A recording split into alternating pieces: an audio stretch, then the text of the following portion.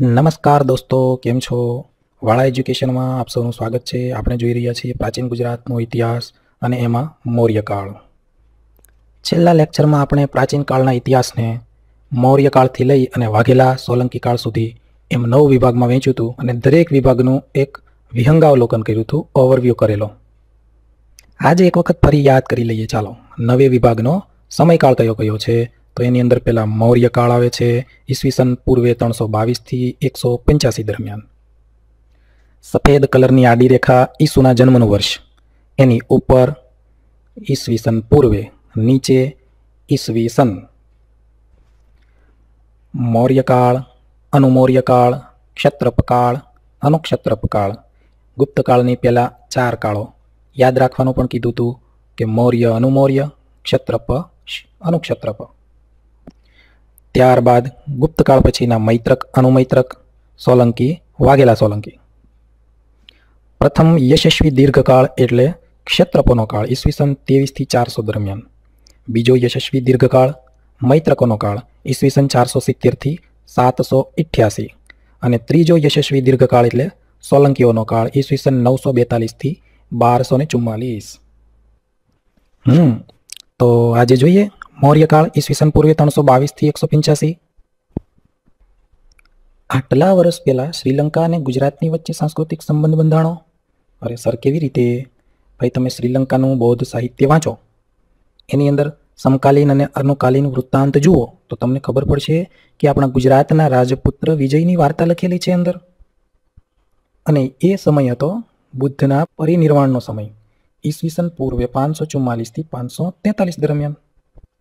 લ્યો, આ રહ્યો શ્રીલંકાનો પાલી ભાષામાં લખાયેલો બૌદ્ધ ગ્રંથ. 2 છે, એક તો દીપવંશ અને બીજો મહાવંશ. દીપવંશ 4થી સદીનો ગ્રંથ અને મહાવંશ 6ઠી સદીનો ગ્રંથ. હા, તો વાર્તા શું છે?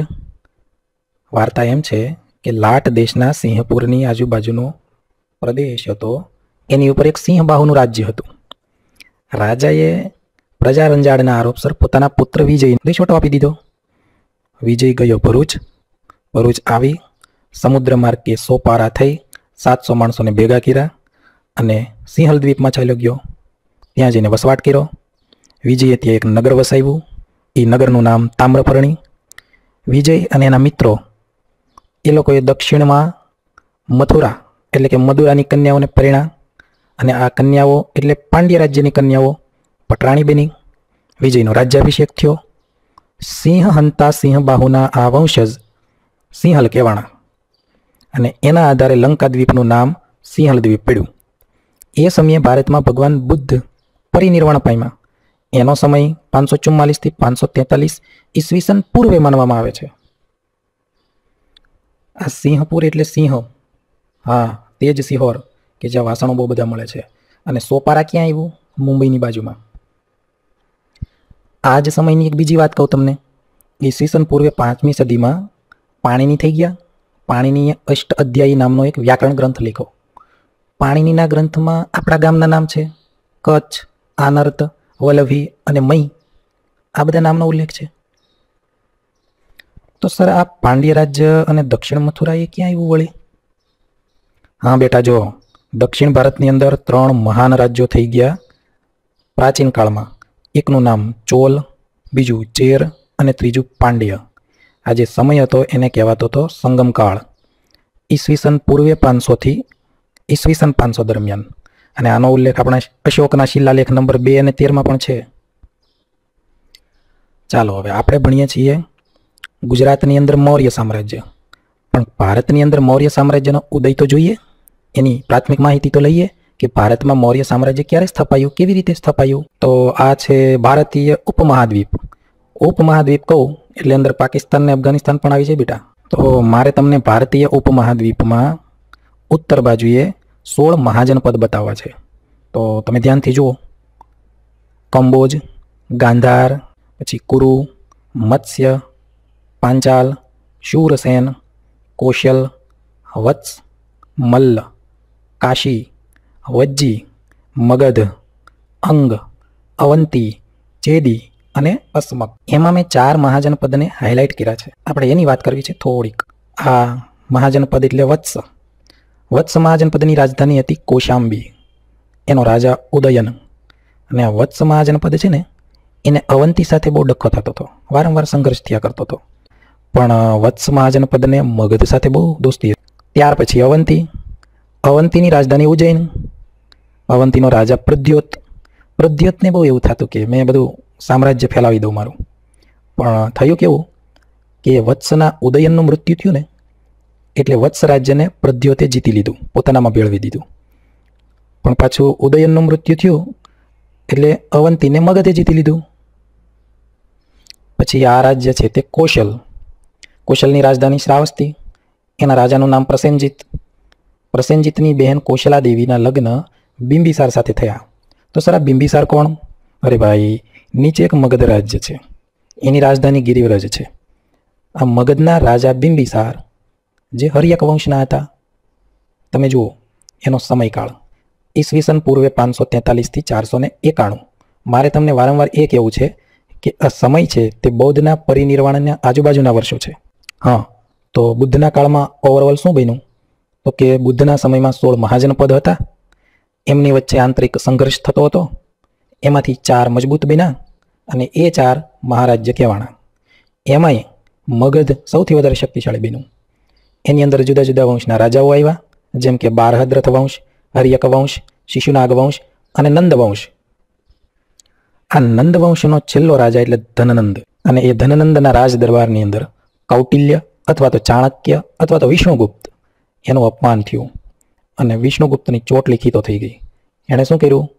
ચંદ્રગુપ્ત મૌર્યને તૈયાર કર્યો અને ધનનંદની ઉપર આક્રમણ કર્યું. ધનનંદને હરાવ્યો અને ગાદી ઉપર બેસાડ્યો ચંદ્રગુપ્ત મૌર્યને. અને આવી રીતે મૌર્ય વંશની સ્થાપના થઈ. અને આ મૌર્ય વંશનો સમયકાળ ઈસવીસન પૂર્વે 322 થી ઈસવીસન પૂર્વે 185 સુધી ચાલ્યો. તો આવી રીતે ભારતની અંદર મૌર્યકાળની શરૂઆત થઈ. કૌટિલ્યનું નામ આવ્યું તો એક પ્રશ્ન લઈએ આપણે. સૌરાષ્ટ્ર શબ્દનો ઉલ્લેખ નીચેના પૈકી કયા ઐતિહાસિક સ્ત્રોતની અંદર જોવા મળતો નથી? પહેલું, કૌટિલ્યના અર્થશાસ્ત્રમાં. બીજું, રુદ્રદામાના જૂનાગઢ શિલાલેખમાં. કે પછી ઉપરના એક પણમાં નહીં? મને એવું લાગે છે કે રુદ્રદામાના જૂનાગઢ શિલાલેખ સૌરાષ્ટ્રમાં જ છે અને એમાં સૌરાષ્ટ્રનો ઉલ્લેખ ના હોય એવું તો ના બને. અને બીજી વાત કે જો કૌટિલ્યના અર્થશાસ્ત્રની અંદર સૌરાષ્ટ્ર શબ્દનો ઉલ્લેખ હોય તો આપણે ગુજરાતનો ઇતિહાસ ક્યાંથી શરૂ થાય છે એ શોધવા માટે, એનો સ્ત્રોત મેળવવા માટે આટલા બધા ફાંફા ના મારવા પડે. તો આનો જવાબ કયો હોઈ શકે? એનો જવાબ એક જ હોઈ શકે કે કૌટિલ્યના અર્થશાસ્ત્રની અંદર સૌરાષ્ટ્ર શબ્દનો ઉલ્લેખ નથી.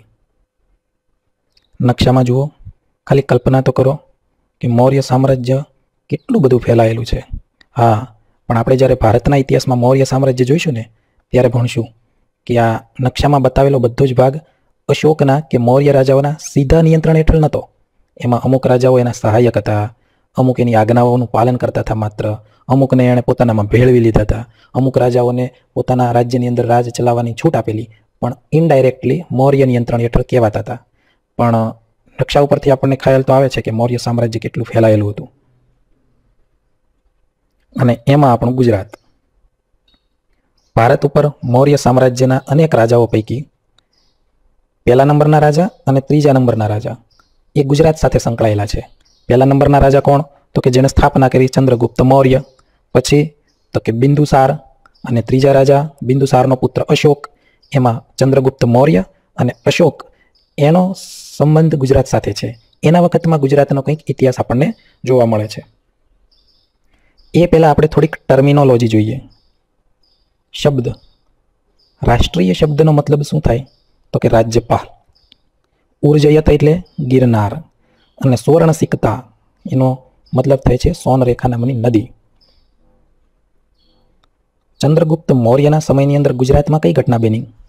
તો કે સૌરાષ્ટ્રનો પાટનગર જૂનાગઢ એનો રાજ્યપાલ વૈશ્ય પુષ્પગુપ્ત એણે ઉર્જયત પર્વત એટલે કે ગિરનાર પર્વતમાંથી નીકળતી સુવર્ણસિકતા સોનરેખા નદી આડે બંધ બાંધ્યો અને એવી રીતે સુદર્શન તળાવ બંધાણું. અને અશોક મૌર્યના સમયની અંદર રાજ્યપાલ હતો ગુજરાતનો યવનરાજ તુષાસ્ફ. એણે તળાવમાંથી નહેર બંધાવી. આટલી બાબત આપણને ગુજરાતના જૂનાગઢના એક રાજાના શિલાલેખમાંથી વાંચવા મળે છે. આ એક જૂનાગઢની અંદર આવેલો મોટો પથ્થર છે, શિલા છે, અને એના ઉપર અશોકે લખાણ કોતરાવડાવ્યું એટલે એને કહેવાય અશોકનો શિલાલેખ. એમ તો અશોકના શિલાલેખ માટે પ્રખ્યાત શબ્દ છે અશોકના 14 શિલાલેખો. તો શું મોટા મોટા 14 પથ્થરો હતા, 14 શિલાઓ હતી? ના, અહીંયા તો એક જ શિલા દેખાય છે. પણ અશોકના 14 શિલાલેખ એનો મતલબ એવો થાય કે શિલા ઉપર કોતરેલી 14 આજ્ઞાઓ અથવા તો 14 ધર્મલેખો. અશોકના સમયની અંદર એક રાજ્ય હતું કલિંગ. અત્યારનું જે ઓડિશા છે ને તે અને તેની આજુબાજુનો પ્રદેશ. હવે અશોકે યુદ્ધ કર્યું કલિંગ સામે અને કલિંગને જીત્યું. પણ થયું એવું કે યુદ્ધની અંદર લાખો માણસો મરી ગયા અને અશોકને પસ્તાવો થયો. એની અંદર એના હૃદયની અંદર ખૂબ સંતાપ થયો અને એમાંથી એને તીવ્ર ધર્મ ભાવના જાગી. અશોકને એટલો સંતાપ થયો કે એને થયું કે હવે આ બધું યુદ્ધ બધું છોડી દેવું જોઈએ. મારે માત્ર ધર્મનું કામ જ કરવું જોઈએ, ધાર્મિક કામ જ કરવું જોઈએ, ધર્મનો જ પ્રચાર કરવો જોઈએ. એટલે અશોકે શું કર્યું, એનું આટલું મોટું જે સામ્રાજ્ય હતું ત્યાં ઠેર ઠેર જગ્યાએ મોટા મોટા પથ્થરોની ઉપર ધર્મ આદેશો, ધર્મ લેખો, 14 આજ્ઞાઓ કોતરાવડાવી. અને એમાંની એક પ્રિન્ટ, એક પ્રત ગુજરાતમાં જૂનાગઢમાં સુદર્શન તળાવની નજીક બનાવડાવી. અને આપણને હમણાં બતાવ્યો તમને જે ફોટો, તે જૂનાગઢનો અશોકનો શિલાલેખ જે સુદર્શન તળાવની નજીક આવેલો છે. શિલા ઉપર કોતરેલી આ 14 આજ્ઞાઓ શું છે, આપણે એને કેમ યાદ રાખીશું? અરે બહુ સહેલું છે ભાઈ, જોજો. મેં 14 આજ્ઞાઓ યાદ રાખવા માટે એના માટે જુદા જુદા સિમ્બોલ મૂક્યા છે. સૌથી પહેલાં આપણે સિમ્બોલ જોઈએ અને કરીએ કે આ સિમ્બોલ ઉપરથી અશોક શું કહેવા માંગતા હશે. આ છે પહેલો ધર્મલેખ. આહા, મને એવું લાગે છે કે આ પ્રાણીને જોઈને અશોકે કહી દીધું છે બધાને, ભાઈ એ બધું બંધ કરો ખાવા પીવાનું. એટલે મતલબ કે અશોકે પ્રાણીઓની, પશુઓની હિંસા કરવાની ના પાડી હશે. આ બીજો ધર્મલેખ વનસ્પતિ. વનસ્પતિનું એ જમાનામાં શું કામ હશે? વાટીને ઔષધિ તરીકે પીવા માટે વળી, બીજું શું કામ હોય? ત્રીજા ધર્મલેખનો સિમ્બોલ જોતા એવું લાગે છે કે ધર્મના સિદ્ધાંતોનો આખા રાજ્યમાં ફરીને પ્રચાર કરવાનો હશે. આ સ્વર્ગીય વિમાન છે. આ ભાઈ છે ને તે વાળા એજ્યુકેશનની યુટ્યુબ ચેનલ ઉપર ભણતા હતા, પછી પરીક્ષા આપી, પાસ થઈ ગયા અને એને એપોઇન્ટમેન્ટ લેટર મળી ગયો. છઠ્ઠા શિલાલેખમાં મને અશોકનું ઘર લાગે ખુલ્લું. રાજા અશોકનું ઘર ખુલ્લું બની શકે ભાઈ. સાતમા શિલાલેખમાં શું કહે છે? કંટ્રોલ. કંટ્રોલ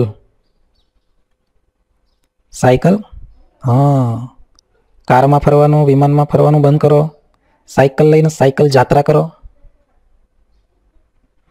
ગિફ્ટ લેવાની તો અશોકે સાવ જ ના પાડી દીધી, સદંતર ઘસીને ના કહી દીધું. જો ભાઈ ધર્મનું કામ કરવું હોય તો આ બધું મોજ શોખ છોડવો પડે. લોકોને ધર્માસક્ત બનાવવાના છે, ધર્મ આસક્ત. એ જ મહત્વની હતી છે એવું લાગે. 11ના શિલાલેખની અંદર જો આ ભાઈને બતાવ્યા છે, એવું કહે છે કે આ ભાઈની જેમ ડાયા ડમરાઈ રહ્યો, બધાની સાથે સારો વ્યવહાર કરો, કંઈક દાન બાન આપો અને ખુશ રહો. આ મેડમ પણ વાળા એજ્યુકેશનની ચેનલ ઉપર ભણતા હતા, મળી ગઈ નોકરી એને પણ. 13મા શિલાલેખની અંદર અશોકે કંઈક ધ્યેય નક્કી કર્યું એવું લાગે છે મને. અને 14મા શિલાલેખમાં તો પાછું કંઈક લખવાનું છે, જોઈએ આપણે હવે ધ્યાનથી. તો પહેલા શિલાલેખની અંદર અશોકે લખાયું છે કે પ્રાણીઓનું બલિદાન નિષેધ. હવેથી કોઈએ પ્રાણીઓને મારવાના નથી, હિંસા કરવાની નથી, યજ્ઞની અંદર પ્રાણીઓની બલિ ચડાવવાની નથી. બીજા શિલાલેખની અંદર ચિકિત્સા વ્યવસ્થા અને વિદેશમાંથી ઔષધીય વનસ્પતિઓ આયાત કર્યાની વાતનો ઉલ્લેખ કરવામાં આવેલો છે. ત્રીજા શિલાલેખની અંદર અશોક કહે છે કે ધર્મના સિદ્ધાંતોનો પ્રચાર કરો અને અશોકે એના માટે એક રજ્જુક નામના અધિકારીનું નિમણૂક કરી અને એમને કીધું કે ભાઈ ધર્મના સિદ્ધાંતોનો પ્રચાર કરવા માટે સમગ્ર રાજ્યની અંદર તમારે પર્યટન કરવાનું છે, એનો ઉલ્લેખ છે. ચોથા શિલાલેખની અંદર સ્વર્ગીય વિમાન, હાથી, જ્યોતિસ્કંદ એના દ્વારા ધાર્મિક પ્રદર્શન યોજવાનું છે, લોકોને ધર્માસક્ત બનાવવા માટે. પાંચમા શિલાલેખની અંદર એક વ્યક્તિની નિમણૂક કરી, એનું નામ છે ધર્મ મહામાત્ર, અને એ ધાર્મિક કાર્યને જ જોશે. છઠ્ઠા શિલાલેખની અંદર અશોકે કીધું કે પ્રતિવેદકો એટલે કે આજના પત્રકારો, તમારે પ્રજાના કાર્ય માટે, પ્રજાના હિત માટે મને મળવું હોય તો મારું ઘર કાયમ માટે ખુલ્લું છે, છૂટ છે, ગમે ત્યારે મળી શકો મને. સાતમા શિલાલેખની અંદર શું કીધું કે જો ભાઈ સંયમ રાખો, ભાવ શુદ્ધિ રાખો અને કૃતજ્ઞતાનું પાલન કરો. આઠમા શિલાલેખમાં અશોક કહે છે કે વિહાર યાત્રા બંધ કરો, પિકનિકમાં જવાનું બંધ કરો, એના કરતાં ધર્મયાત્રા કરો. નવમા શિલાલેખમાં શુદ્ર મંગલાચારો નિરર્થક છે એવું કીધું અશોકે. શુદ્ર મંગલાચારો એટલે આપણે બધા કર્મકાંડો કરીએ ને, નાના નાના કાર્યક્રમો કરીએ, જેમ કે જુદી જુદી વિધિ કરીએ, એની અંદર બધાને દાન આપીએ ને જમણવાર કરીએ, એ બધું બંધ કરો કે. 10મા શિલાલેખની અંદર અશોકે કીધું કે લોકોને ધર્મ આસક્ત બનાવવા એ જ સાચી કીર્તિ છે. 11મા શિલાલેખમાં કીધું સાચું દાન એ જ ધર્મદાન. સેવા, યોગ્ય વ્યવહાર, દાન અને અહિંસાનું પાલન કરો. 12મા શિલાલેખની અંદર ધાર્મિક સહિષ્ણુતા માટે સ્ત્રી ધર્મ મહામાત્રોની નિમણૂક કરી. આપણે આ ધાર્મિક સહિષ્ણુતા એને ભારતના ઇતિહાસમાં જ્યારે જોઈશું ને, મૌર્ય સામ્રાજ્ય, અશોક વિશે, ત્યારે બહુ ડિટેલમાં સમજશું કે અશોક છે માત્ર બૌદ્ધ ધર્મ પ્રત્યે જ તે આસક્ત નહોતો, એ ધાર્મિક સહિષ્ણુ હતો. બધા જ ધર્મોને સમાન સન્માન આપતો હતો, બધા જ ધર્મોનો આદર કરતો હતો, અને એના માટે તો એણે સ્ત્રી મહામાત્રની નિમણૂક પણ કરેલી હતી. 13મા શિલાલેખની અંદર અશોકે વાત કરી છે શેની? કલિંગ વિજયની. કલિંગ વિજય પછી એના હૃદયની અંદર સંતાપ થયો. પછી એને એવું થયું કે ધર્મયુદ્ધ ખોટું છે. ના, આજે યુદ્ધ કરું છું, લડાઈ કરું છું, એ ખોટું છે. લોકોને મારવા, યુદ્ધ કરવું, સૌથી વિજય સાચો છે ધર્મ વિજય. યુદ્ધની અંદર વિજય કે કલિંગની સામે વિજય મહત્વનો નથી. તો એણે ધ્યેય બનાવી દીધું ધર્મના વિજયનું, ધર્મનો પ્રચાર કરવાનું. અને 14મો શિલાલેખ એટલે અશોકે પથ્થર ઉપર લખતા લખતા લખતા લખતા બધું લખી રહ્યો, તોય ખાલી જગ્યા રહી. એટલે એણે એના માણસોને કીધું, ભાઈ આ બધું લખ્યું ને તમે 1 થી 13 સુધી, એને સંક્ષિપ્તમાં ફરી વખત લખી નાખો, ઉપસંહાર સ્વરૂપે. આપણે જીપીએસસીના પેપરમાં આવે છે ને, સંક્ષિપ્તીકરણ કરો, એમ અશોકે પણ એના માણસો પાસે સંક્ષિપ્તીકરણ કરાવડાવ્યું અને પુનરાવર્તન કરાવડાવ્યું. તો આવી રીતે અશોકના 14 શિલાલેખો યાદ રાખવાની આ ટ્રીક આપી છે, તમે યાદ રાખજો. ચિત્રોને દિમાગમાં રાખશો તો તરત યાદ રહી જશે. તો અહીંયા ગુજરાતની અંદર મૌર્ય સામ્રાજ્યની મહત્વપૂર્ણ ઘટનાઓ પૂરી થાય છે. સૌ મિત્રોને ગુડ બાય. જેની પણ તમે તૈયારી કરતા હો જે કોઈ પરીક્ષાની, તેના માટે બેસ્ટ ઓફ લક. ચેનલ સાથે જોડાયેલા રહેજો. આની પછી આપણે જોઈશું અનુમૌર્ય કાળ. Okay, thank you.